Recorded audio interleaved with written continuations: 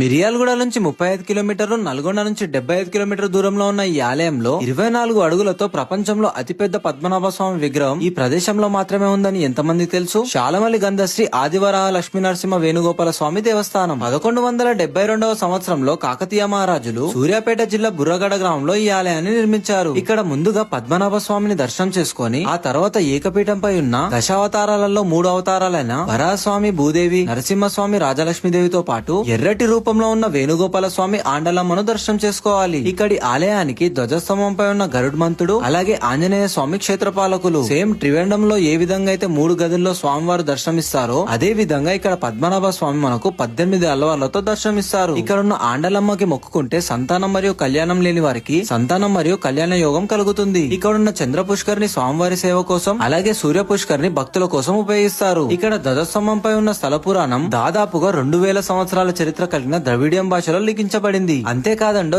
ఇక్కడున్న పారిజాతం పువ్వులు కేవలం ధనుర్మాసంలో, అలాగే కార్తీక మాసంలో స్వామివారి సేవ కోసం మాత్రమే పూస్తాయంట. సంక్రాంతికి వేణుగోపాల స్వామికి గరుడవాహనం పైన ఊరేగింపు జరిపించడంతో పాటు భోగి రోజున గోదాదేవికి వేణుగోపాల స్వామికి కళ్యాణం కూడా జరిపిస్తారు. ఇంకేం ఆలోచిస్తున్నారు? ఇంత చరిత్ర కలిగిన ఈ యొక్క ఆలయాన్ని తప్పకుండా మీ ఫ్రెండ్స్ అండ్ ఫ్యామిలీతో కలిసి దర్శనం చేసుకోండి. అలాగే ఇలాంటి మోర్ కంటెంట్ కోసం మన పేజ్ కూడా ఫాలో చేసేయండి.